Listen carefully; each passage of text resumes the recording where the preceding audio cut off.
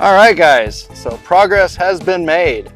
We've got, well, just under half of our rafters up and our ceiling joists.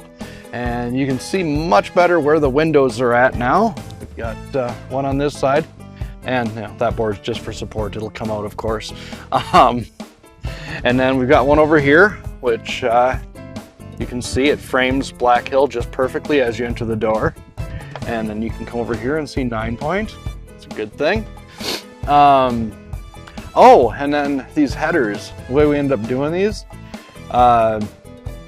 instead of just stacking like 4 2x6s together and trying to nail them in and get them straight, I cut a bunch of little spacers on the miter saw so they're perfectly square, and then just clamped the 2 2x6s to the outsides and ran some nails through. And that worked wonderfully. And I'm sure they're more than strong enough.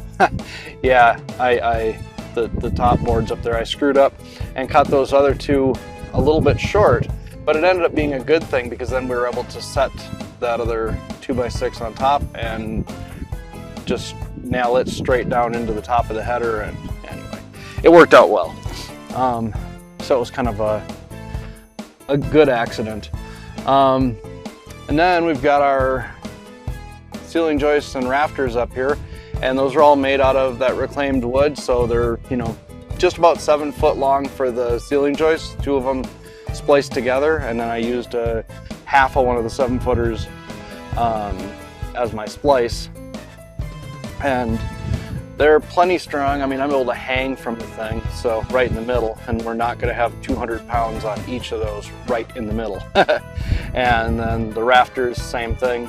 You know, they're 2 of the 8-foot ones spliced together with a full 7-foot.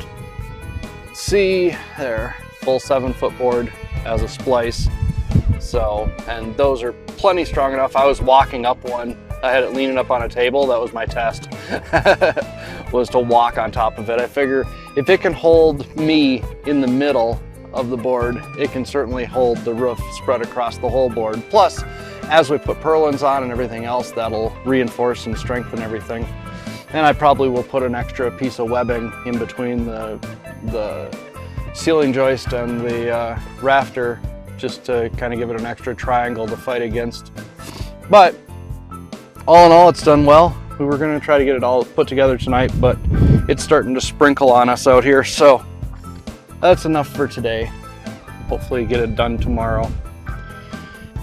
All right, well, I've got some video from building different pieces, so I'm going to go ahead and play that. The only thing I didn't get any video of was me making up those rafters and ceiling joists. Lisa suggested it, and then I went looking for my camera and I found it and it was dead, and I'm like, well, oh well. But you can imagine how you know, clamp up a ceiling joist and throw some nails through it. So, all right, on to the videos. Makes me feel like, you know, somebody came home from vacation and they're gonna put up the slideshow now. All right. All right, so now we're getting our double bubble insulation rolled out and stapled down.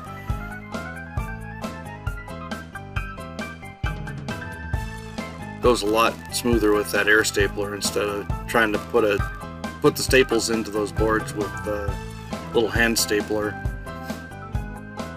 Would have been more fun if we would have recorded this the other day when we did the first row, because it was crazy windy out and it was, you know, lifting the stuff up like a dang kite. So putting this tongue and groove stuff in is a bit of a challenge anyway sometimes, especially if the tongue's got a little bit messed up in shipping and whatever. But putting it over top of this double bubble makes it even more of a challenge because stuff doesn't line up just perfect. And you know, normally you can just kind of lift up on one end and slip it in and, you know, get the tongue into the groove that way and just give it a little shove and it locks in place. But with the double bubble there, we weren't keeping things level and it was just kind of a pain.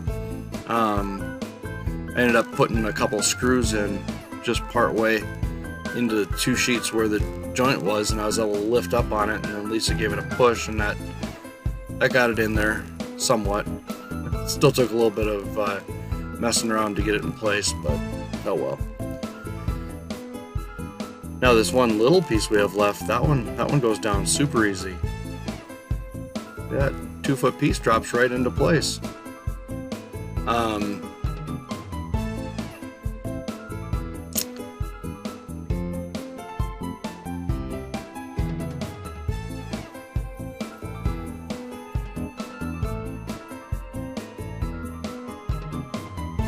So one thing I wish I had thought about was that these sheets aren't exactly 4 feet.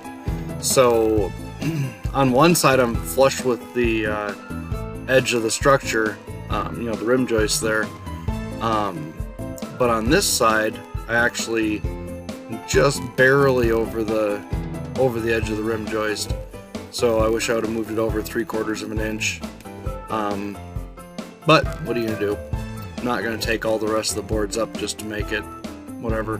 And the wall's going to overlap that anyway. So it worked.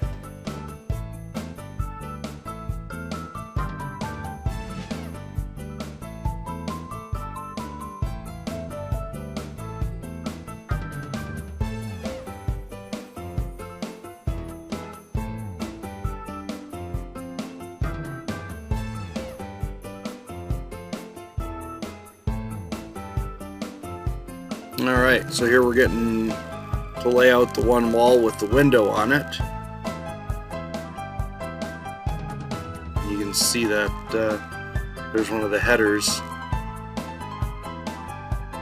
Basically using that to mark off where all my studs are, and the jack studs and the cripples and whatnot go in place.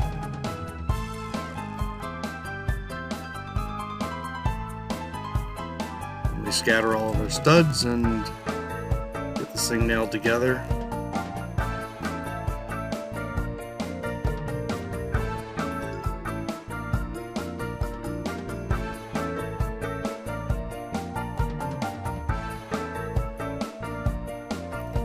So you can see me occasionally here with that little lever thing that I'm putting onto the boards because they're a little bit twisted, and I just use that and twist the board into place and nail it in, and there you go. Some people use like pipe wrenches and other things. Those work. I wish I had a bigger pipe wrench. That would probably make it easier, but I don't know, just screwing a couple boards together works too.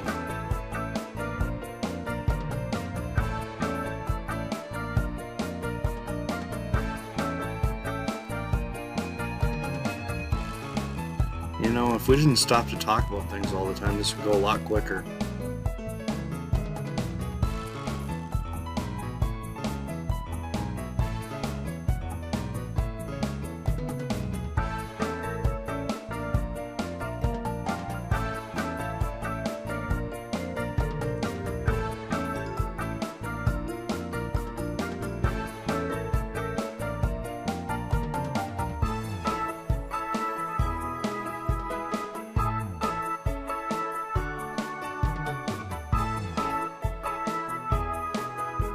It's not too bad though. 16-foot wall we've framed up in less than 2 minutes. 2 minutes at 1 frame per second anyway.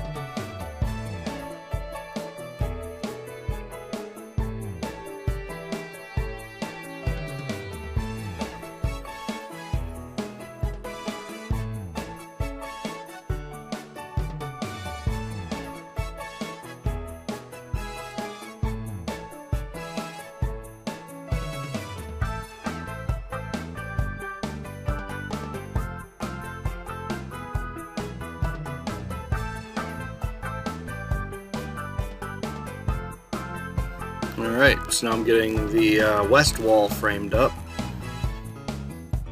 Take me another couple minutes to get that done. I don't know if you see the same humor in it as I do, but I think it's pretty funny. Framing a wall in 2 minutes, it's good times.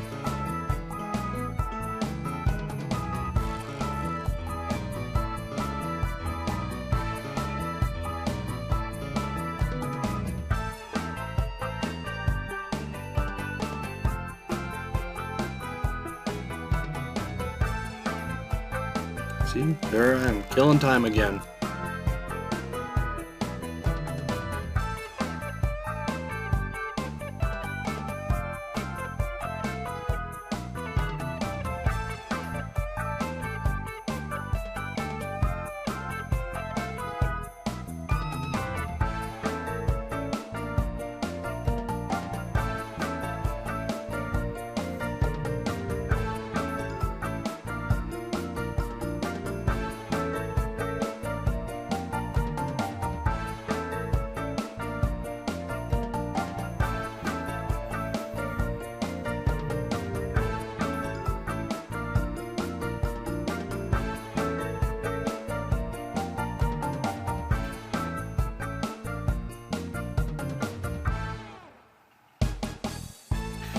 I do like building the walls on the floor like this though, because it's nice and flat and I'm not sitting in the dirt.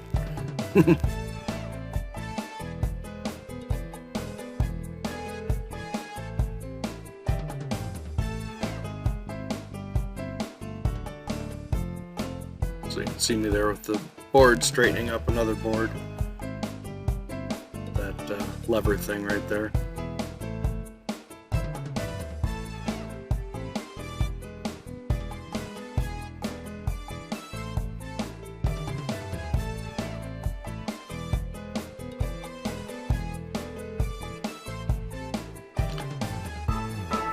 Kind of forgot my nail gun, had to drag it back by the cord.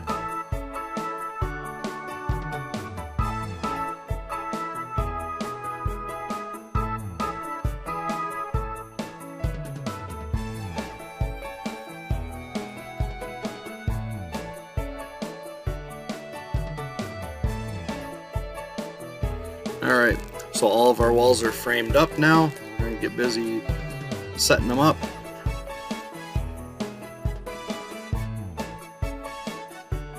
I had the one stud a little too close to the other one there to try to keep my 16-inch on center, and so I was having a hard time getting the screw through the one stud into the other because they were so close together, but managed to get it in there good enough.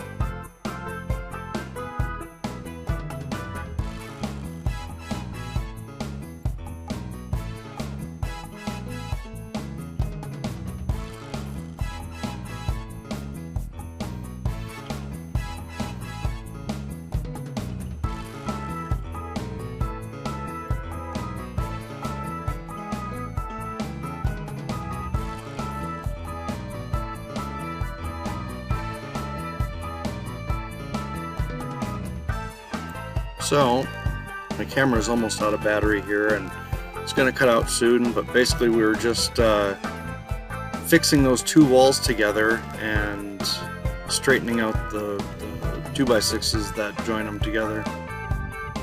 Alright, well there's where we are.